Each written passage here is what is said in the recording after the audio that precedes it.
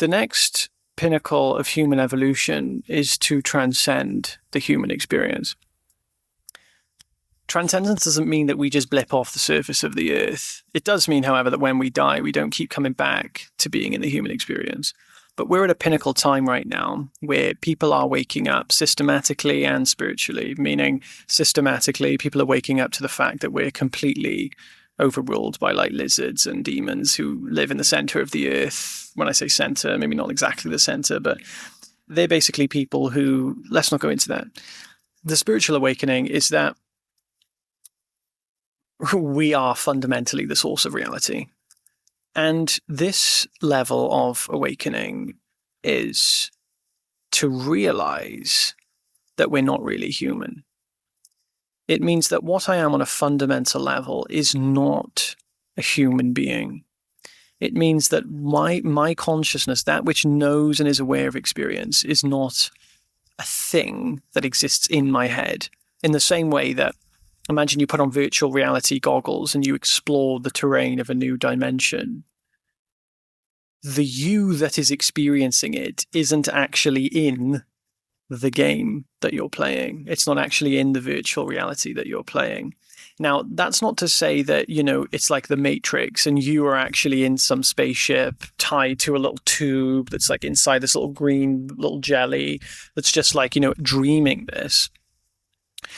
It means that, imagine that there was a dream within a dream within a dream within a dream within a dream, and it kept on going for infinity. Maybe the dream never started. Maybe it's just an infinite dream. What would be the one consistency throughout that experience? So think about it.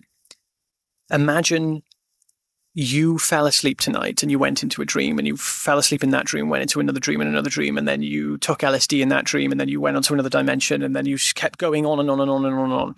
Imagine that happened, but it never started, right? So somehow there's just experience, and it never started and never ends. It just keeps changing and moving form. What would be the one consistency throughout that experience? It would be consciousness. It would be the string of awareness that is experiencing all the changes in experience. Awareness is the only consistent factor in any experience. And what that means is that even if we were reborn as a duck, a dog, a fish, an alien, some alternate dimension, the only thing innate in that experience that isn't tied to any of them is consciousness. So the advancement of human evolution starts with consciousness and understanding that. I remember when I was young, one of my closest friends said to me when we were walking through town, we must have been about 12 or 13 years old. And he says, and the weirdest thing is that science still has no idea what consciousness is. I remember thinking, whoa. Huh. Wow. What even is it? I didn't even think about it, but I never even considered it before. Consciousness. I'm aware. I didn't even know I was aware. That's mad. I've been aware all this time and I had no idea. And science has no idea either. But they thought about it a little bit longer than me when I was 12 years old. So I was like, wow, it's mystical. Consciousness is mystical naturally.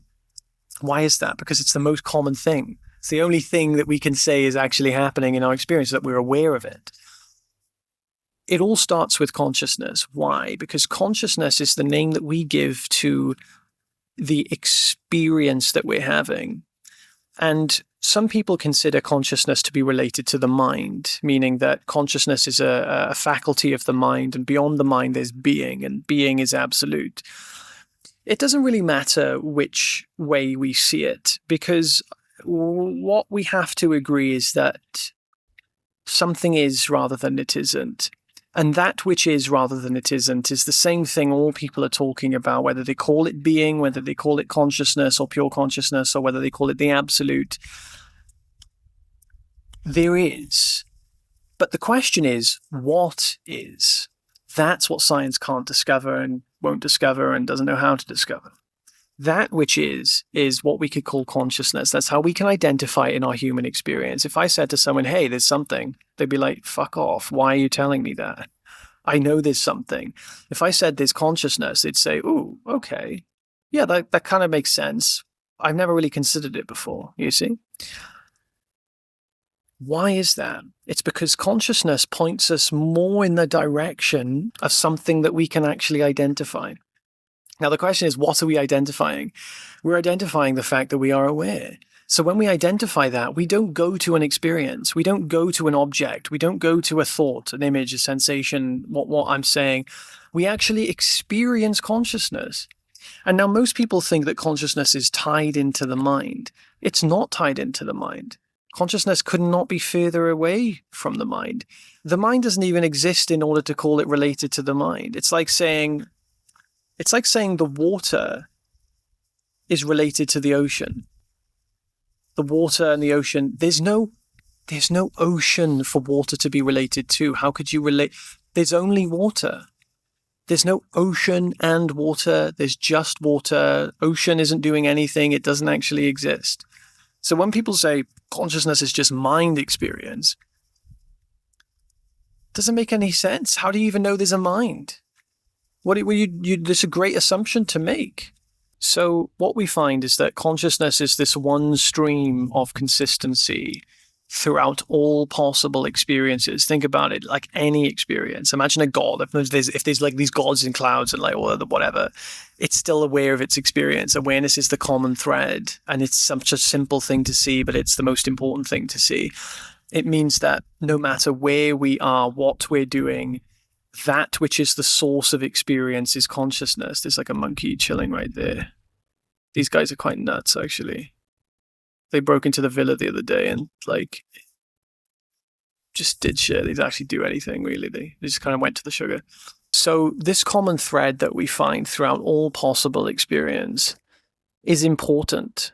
It's very important because it's the one thing that we think we should kind of put on the back burner, but it's the one thing that we should actually look into.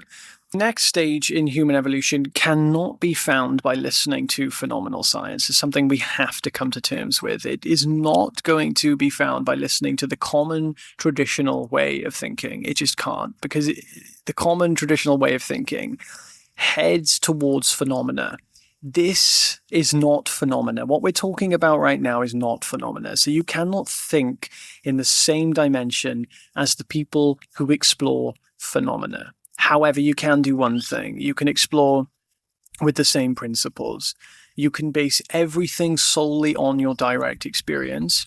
You trust direct experience and you accept only proof. Not assumptions, not maybes, not hypotheses, or not theories. You accept truth. That truth has to come from you. So the next step in this process is that you have to be capable of trusting yourself over someone who you deem as an authority. This is a massive thing to come to terms with. You basically have to be the expert on your own experience. Because if you're not the expert on your own experience, then guess what's going to happen? You're going to let other people have authority over you and your experience. You're going to let everybody tell you, this is what your experience is. This is what you are. You are this, you are that, and you're not ready for even hearing this. So for those who are ready to hear this, you will now have to come to terms with putting yourself as the expert on your experience. And this is something that is not easy for people to do, because people put people on a pedestal. If someone has a letters on their name or God knows what next to their name and they do certain things, they should be deemed as an authority. They might be. That's true. We don't want to discredit people, but not as much of an authority on your experience as you. So we want to help. The next step in this process is to seek to remove knowledge. Knowledge, its only purpose is to remove itself. Why? Because knowledge without understanding is useless in this path, right? Knowledge without understanding in other things is useful. But on this path, like we're saying, we're going against the ordinary tradition. Knowledge without understanding is useless. Understanding is the process of removing knowledge. So when we're on this type of path, we want to get really, really used to listening or hearing things or understand listening to people. We want to get really, really used to listening to people or listening to things or reading things that help us remove knowledge. because anything that just adds knowledge just accumulates nonsense in our mind that will eventually need to be removed anyway. So this next step in human evolution is the removal of knowledge. So first is to put yourself as the primary authority. Next is to remove knowledge. And you remove knowledge by the process of understanding. Understanding what? Understanding what you are. So the next step is to desire truth. This is something that most people don't want. They just want to remove suffering. They don't want to desire truth because truth is what? I don't know, boring, but it's not. We all naturally desire truth. So this desire for truth will make us open enough to being receptive to it. You cannot be receptive to truth with a closed mind. Obviously, it doesn't make sense. But when you seek truth for the intention of removing suffering, you're no longer seeking truth for the sake of truth. You're seeking for it to remove suffering. So most people get stuck here for decades because they don't realize they're actually exploring the nature of reality so that they can remove their suffering. This just perpetuates the suffering because the desire to remove suffering is the essence of suffering. Suffering is resistance. Resistance is suffering. Resistance is the separate self. Resistance is the ego. The ego is made of resistance. It's made of suffering. So if we listen even to this video with the intention of removing suffering, it's going to perpetuate it. If we listen to it without trying to remove our suffering, but because we're genuinely interested and we care and we find it fun, then we're going to be receptive to actually what's being spoken. So the next step in this process, we learn how to explore our experience directly. Most people are given meditation practices or they're given some type of practices and meditations. They're only going to take us so far because they don't actually give us the context for our experience. We need to understand experience, not sit in experience and do nothing. Doing nothing in experience is already what we are. It's already what we're doing. In other words, we are meditation. But if you don't understand that, it may as well not be true. That's why we're still suffering. That's why we still seem to not be fully satisfied with life. So this next step is a very important one. It's to learn contemplation. It's to learn how to explore experience. What do I mean by exploring experience? It means by looking at experience without conceptual layers.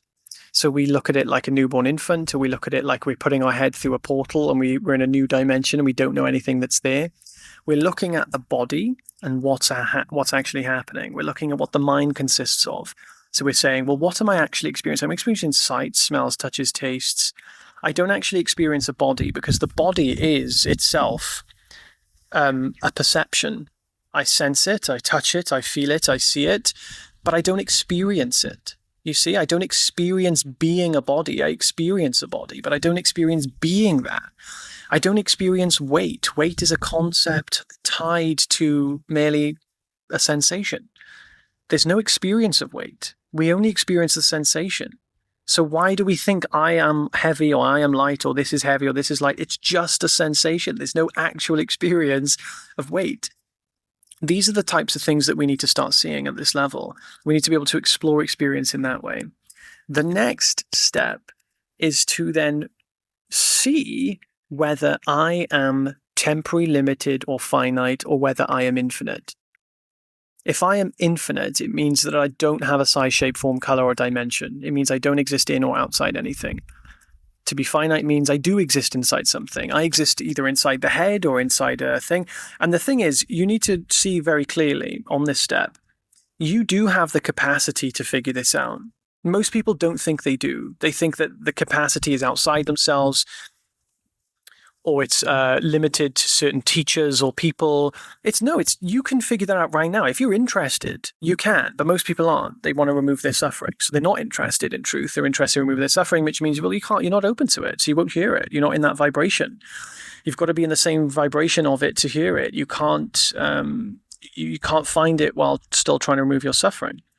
So at this stage, you then have to be very, very open to the possibility that you are actually infinite, that you don't exist inside this body, that you don't exist inside anybody, that you actually are more than that.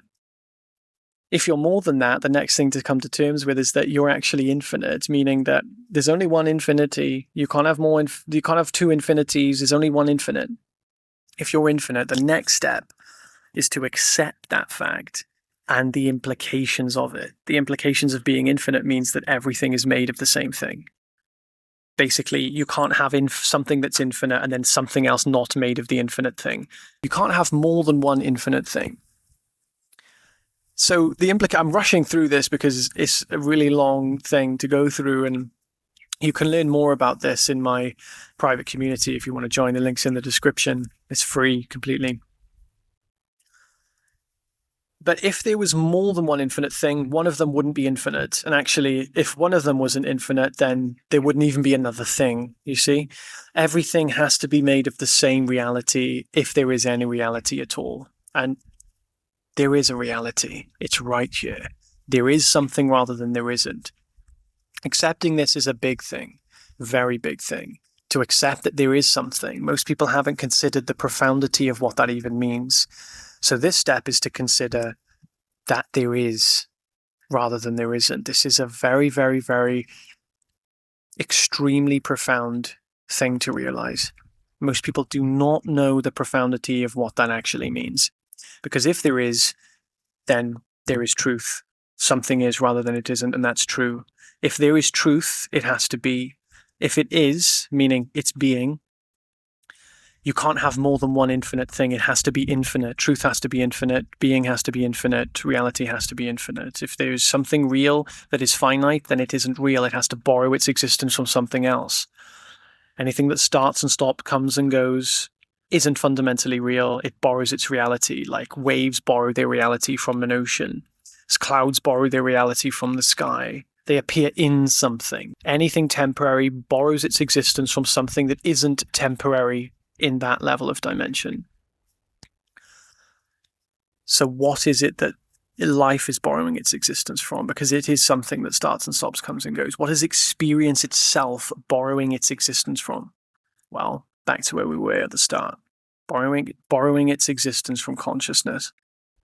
Consciousness is that which is the primary substratum of all possibilities. And from that point of view, there's nothing else other than it.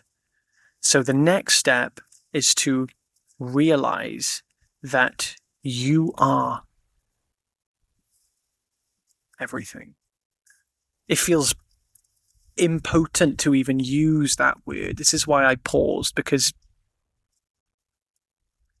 there's not really a word to put there, but we'll use the best that we can, and we'll just say that you are basically God.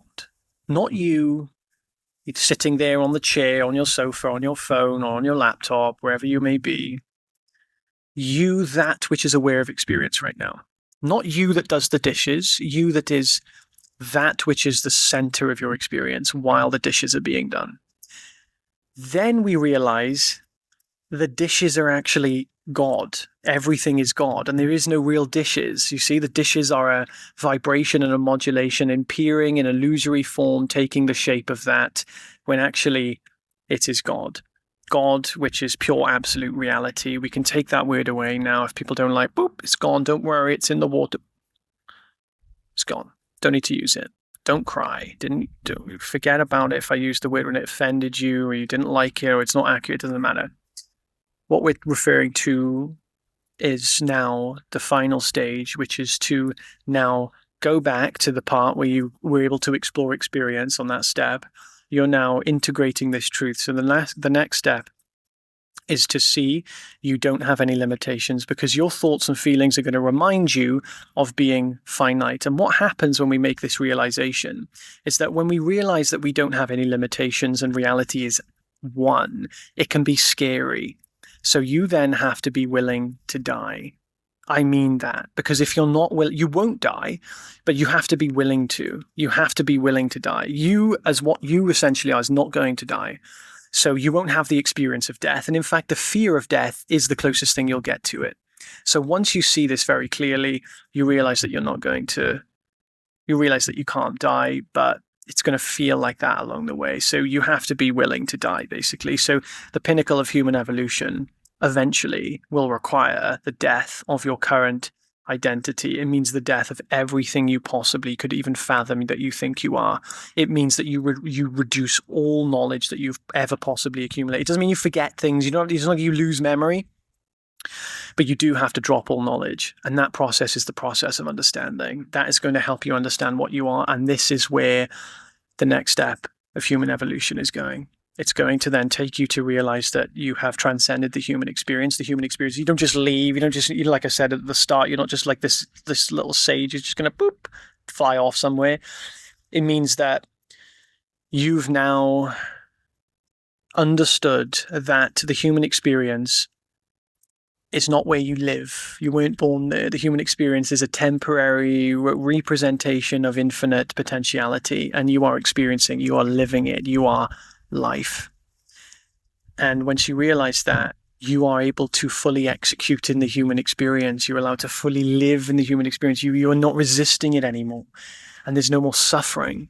So this process, the end of suffering, is unconditional happiness. So unconditional happiness is the nature of our mind, meaning it's just the substratum of what we call, from a human point of view, we call happiness. From the human point of view, that's our natural condition when we're not in resistance. When we realize that we have no limitation, that we're not limited, that process is true happiness. So the pinnacle of human evolution, not just is it to transcend the human experience, but it is true happiness, eternal bliss, as they call it, eternal ananda, satchit ananda, existence, consciousness, bliss.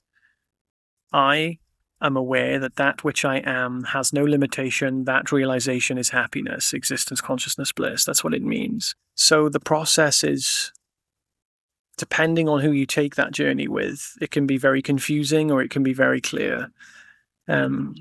It just depends on how much we want it, how much we desire it, how much we are devoted to the truth as opposed to removing our suffering. I have a retreat at the end of the year where I'll be taking people through this process. It'll be happening in December. I would love to see you there. You can leave your application in the bottom and I will contact you soon. Anybody else, if you'd like to join the free group, that's also in the description as well. Thank you so much for being here, guys. I will see you very soon. Take care. Bye.